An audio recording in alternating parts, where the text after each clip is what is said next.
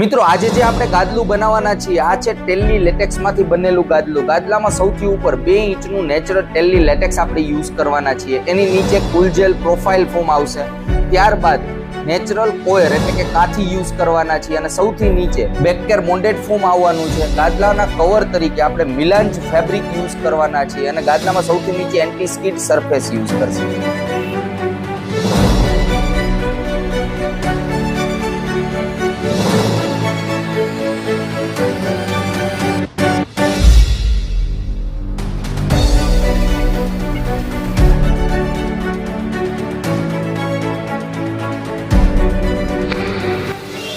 મિત્રો આ ગાદલાને આપણે વોટરફોલ ફિનિશિંગ લુક આપવાના છીએ અને આ ગાદલું છે ધ મેટ્રેસ કંપનીનું ઇકો પ્યોર મેટ્રેસ.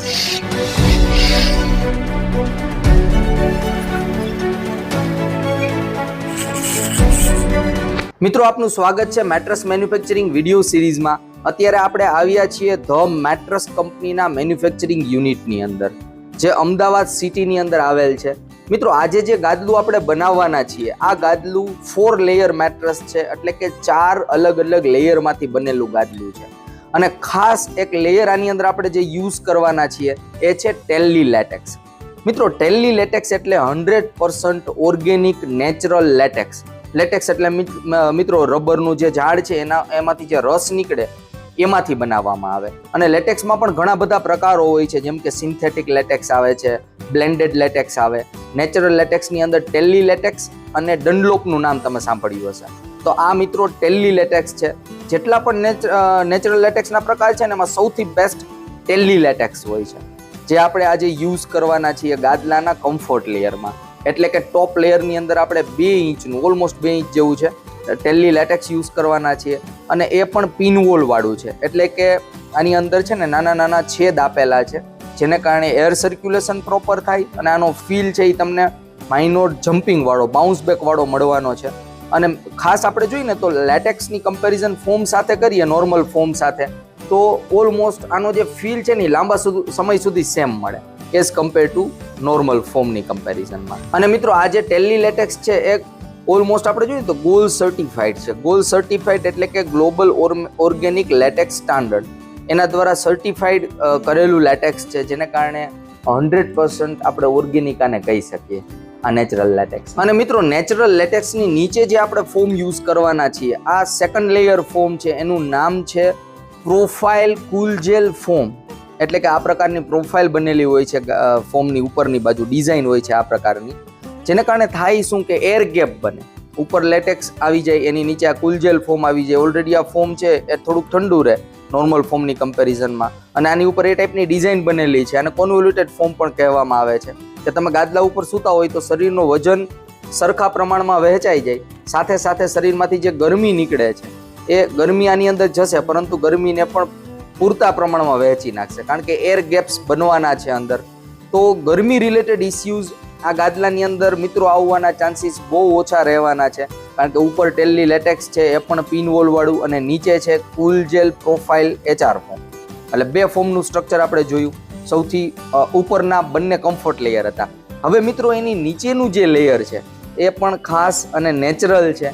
એને આપણે આપણી ભાષામાં કાથી કહેવામાં આવે છે. તમે જોયું હશે કે પહેલાના સમયમાં કાથીના ખાટલા પણ આવતા કે કાથીનું જે દોરી હોય કાથીની નારિયેલના જે છોતલા આવે એમાંથી આ બનાવવામાં આવે. નેચરલ હોય છે. તો આ ગાદલાની અંદર આપણે સપોર્ટ લેયર તરીકે યુઝ કરવાના છીએ. જો આ પ્રકારની હોય છે કાથી. કાથીની અંદર છે ને રબર પણ મિત્રો એડ કરવામાં આવે એટલે આને રબરાઇઝ કોયર અથવા રબરાઇઝ કાથી પણ કહેવામાં આવે છે. આ હાર્ડનેસ માટે યુઝ કરવામાં આવે છે અને નેચરલ પ્રોડક્ટ છે. યુઝ કરવા માટે બેસ્ટ વસ્તુ છે. ગાદલામાં એઝ અ સપોર્ટ લેયર તરીકે આપણે રબરાઇઝ કોયર એટલે કે કાથી યુઝ કરવાના છીએ. આનો મિત્રો ફાયદો શું થશે? જ્યારે તમે ગાદલામાં સૂવો ત્યારે શરીરના અમુક જે વજનવાળા ભાગ છે એ દબાશે આની અંદર પરંતુ આ કાથી છે એ સપોર્ટ આપવાની છે. અને સૌથી નીચે આપણે બેકકેર બોન્ડેડ ફોમ યુઝ કરવાના છીએ. આ પણ હાઈ ડેન્સિટી અને હાર્ડનેસ વાળું. મિત્રો ગાદલાના કવર તરીકે આપણે મિલાન્જ ફેબ્રિકનો યુઝ કરવાના છીએ. જો આ પ્રકારનું મિલાન્જ ફેબ્રિક હોય છે લુકની અંદર તમને લક્ઝરિયસ લાગશે. સાથે સાથે આમ જોઈએ ને તો આ સ્ટ્રેચેબલ પણ હોય છે. આનું જે ફેબ્રિક છે સ્ટ્રેચેબલ હોય છે જેને કારણે જે નીચે આપણે ટેલ્લી લેટેક્સ યુઝ કરેલું છે એની સાથે આ વર્ક પણ કરશે. અને ગાદલામાં સૌથી નીચે જે ફેબ્રિક યુઝ કરવાના છીએ આ છે એન્ટી સ્કીડ સરફેસ.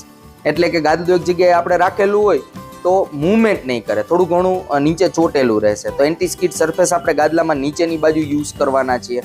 અને ગાદલાની ફરતી કોર જે બેલ્ટ આવશે એ આ પ્રકારનો આવશે. એ પણ લુકની અંદર એટ્રેક્ટિવ છે અને કલર એ પ્રકારનો સિલેક્ટ કરેલો છે કે ઉપરનું જે કવર છે એની સાથે મેચ. હવે મિત્રો આપણે મેન્યુફેક્ચરિંગ પ્રોસેસ સ્ટાર્ટ કરશી. આ જેટલા પણ લેયર્સ છે એને આપણે પેસ્ટિંગ કરવાના છીએ, એકબીજા સાથે ચોંટાડવાના છીએ. અને એ આ જગ્યા છે જ્યાં આપણે વારાફરતી વારા દરેક લેયર્સને અહીંયા લેશી અને ત્યારબાદ એની ઉપર SR સ્પ્રે કરવાના છીએ, સ્પ્રે ગન થ્રુ. સૌથી પહેલાં આપણે બોન્ડેડ ફોર્મ રાખવાના છીએ આની ઉપર. હવે આ જે બોન્ડેડ ફોર્મની સીટ આપણે રાખેલી છે આ કમ્ફર્ટ લેયર તરીકે સૌથી નીચેની સીટ છે. હવે એની ઉપર આ ટાઈપની ગન હોય છે મિત્રો SRની. SRને સ્પ્રે કરવામાં આવશે. SR એટલે કે જે ગુંદર યુઝ થાય છે ફોર્મને ચોંટાડવા માટે, તે આ રીતના સ્પ્રે કરવામાં આવશે. સૌથી પહેલા ગાદલા એટલે કે ફોર્મની અંદર ફરતી કોર જે એજીસ હોય છે બોર્ડર, ત્યાં થોડુંક વધારે માત્રામાં SR લગાડવામાં આવે, જેને કારણે ભવિષ્યની અંદર ગાદલા છે એ એજીસથી એટલે કે બોર્ડરથી કોઈ દિવસ ફોર્મ છે એ ઉખડે નહીં, તો કમ્પ્લેન રિલેટેડ ઇસ્યુઝ ના આવે, સેગિંગનો ઇસ્યુ ના આવે. તો આ રીતના ફરતી કોર સૌથી પહેલા બોર્ડરમાં SR લગાડવામાં આવે, ત્યારબાદ આખા ફોર્મ ઉપર SR છે એ સ્પ્રે દ્વારા છાંટવામાં આવશે. અને ત્યારબાદ આની ઉપર આપણે એક પછી એક અલગ અલગ લેયર્સ ચોંટાડવાના છીએ.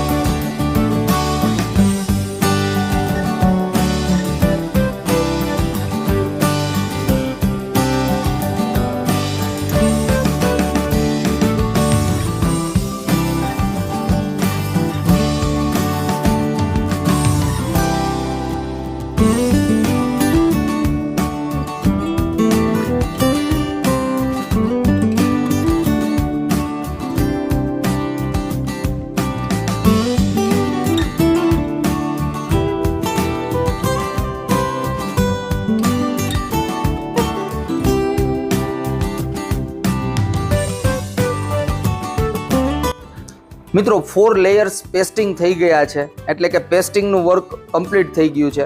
હવે આપણે આ આખા લેયર્સને ટેપેજ મશીન ઉપર લઈ જશી. મિત્રો આ ટાઈપનું ટેપેજ મશીન હોય છે. ગાદલાની ફરતી કોર જે બોર્ડર લગાડવામાં આવે છે આ મશીન ઉપર જ લગાડવામાં આવે છે. અહીંયા આપણે ઓરેન્જ કલરની આ ટાઈપની પટ્ટી યુઝ કરવાના છીએ બોર્ડર તરીકે. અને મિત્રો આજે જે ગાદલામાં આપણે ફિનિશિંગ આપવાના છીએ આ અલગ પ્રકારનું ફિનિશિંગ છે, એટલે કે વોટરફોલ ફિનિશિંગ આપણે યુઝ કરવાના છીએ. સામાન્ય રીતના ગાદલાની અંદર તમે પિલો ટોપ ફિનિશિંગ જોયું હશે. ફિનિશિંગ એટલે કે લુક, પિલો ટોપ આવે છે, બોક્સ ટોપ ફિનિશિંગ આવે, યુરો ટોપ ફિનિશિંગ આવે છે. પરંતુ ફર્સ્ટ ટાઈમ આપણે આ વિડીયોની અંદર બતાવવાના છીએ કે કઈ રીતના વોટરફોલ ફિનિશિંગથી ધ મેટ્રેસ કંપની ગાદલું બનાવે છે. જુઓ આ આખી ટેકનિક છે વોટરફોલ ફિનિશિંગથી ગાદલું બનાવવાની. ઘણીવાર કસ્ટમર્સની એવી રિક્વાયરમેન્ટ હોય છે કે જ્યારે બેડશીટ ગાદલા ઉપર રાખીએ છીએ ત્યારે ફરતી કોરની જે બોર્ડર આવે છે એ દેખાય છે. તો એવા કસ્ટમર માટે ખાસ આ વોટરફોલ ફિનિશિંગ બેસ્ટ રહેવાનું છે, કારણ કે જે બોર્ડર આવશે એ નીચેની બાજુ અને ગાદલામાં વચ્ચેની બાજુ આવશે, ઉપરની બાજુ બોર્ડર નથી આવવાની, જેને કારણે ગાદલું લુકમાં તો એટ્રેક્ટિવ લાગશે જ, સાથે સાથે જે બેડશીટનો ઇસ્યુ આવે છે લોકોને એ પણ વોટરફોલ ફિનિશિંગની અંદર આ ઇસ્યુ સોલ્વ થશે.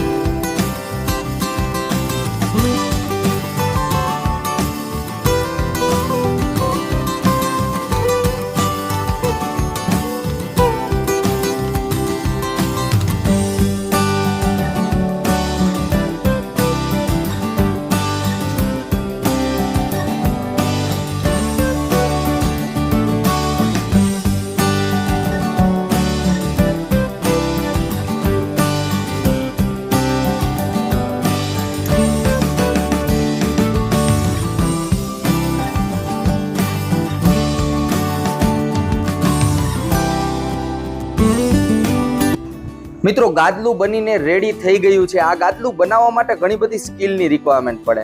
તો મિત્રો આ જે ગાદલું બનાવવા વાળા વ્યક્તિ છે એ છે હરેશભાઈ અને પૂનમબેન. આ બંને પાસે બહુ સારી એવી ટેકનિક છે કે જેને કારણે આ લેવલનું ફિનિશિંગ ગાદલાની અંદર આપી શક્યા છે. બહુ સ્કિલફુલ રિક્વાયરમેન્ટ છે, સ્કિલફુલ પર્સનની આ ટાઈપના ફિનિશિંગ આપવા માટે. હવે મિત્રો આપણે ગાદલાને પેકેજિંગ ડિપાર્ટમેન્ટમાં લઈ જવામાં આવશે, ત્યાં ગાદલાનું પેકેજિંગ થશે. મિત્રો હવે ગાદલાનો લુક આપણે જોઈએ, લુકની અંદર કેટલું એટ્રેક્ટિવ લાગે છે. જો આ વોટરફોલ ફિનિશિંગ છે, ઉપરની બાજુ ડાયરેક્ટ બોર્ડર નથી દેખાતી. નોર્મલ ગાદલાની અંદર ઉપરની બાજુ અને નીચેની બાજુ બંને બાજુ બોર્ડર હોય છે. આનો મિત્રો ફીલ જોઈને તો જમ્પિંગ સાથે સાથે સોફ્ટનેસ પણ છે અને સપોર્ટ પણ છે આ ગાદલાની અંદર. તો આ ગાદલાના ફીલને જોતા આ ગાદલું આપણે દરેક રૂમમાં રેકમેન્ડ કરી શકીએ. એટલે કે ચાઇલ્ડ રૂમ હોય, માસ્ટર રૂમ હોય કે પેરેન્ટ્સ રૂમ હોય, દરેક માટે આ ગાદલું રેકમેન્ડેડ રહેવાનું છે. અને મિત્રો જેને બેક પેઇન રિલેટેડ ઇસ્યુઝ છે એના માટે પણ તમે આ ગાદલું યુઝ કરી શકો છો, એના માટે પણ રેકમેન્ડેડ રહેવાનું. મિત્રો આ ગાદલું ધ સ્લીપ કંપનીનું ઇકો પ્યોર મેટ્રસ છે. ઇકો પ્યોર આ મોડેલનું નામ છે મેટ્રસના. અને આની કિંમત જોઈ 6x5 ફૂટની અંદર 8 ઇંચની જાડાઈની અંદર આની કિંમત આપણે જોઈ તો ઓલમોસ્ટ 48,600 રૂપિયાની આસપાસ છે. આ મિત્રો ગાદલાની એમઆરપી છે. જ્યારે ગાદલું લેવા જઈએ ત્યારે આની અંદર કાંઈ ના કાંઈ ઓફર, ડિસ્કાઉન્ટ ચાલતું હોય તો વધારાનો ફાયદો પણ મળે છે. કંપની આની અંદર 12 વર્ષની વોરંટી આપે છે. એટલે કે 12 વર્ષની વોરંટી એટલે સારી વોરંટી કહી શકાય, એ 12 યર્સ વોરંટી છે.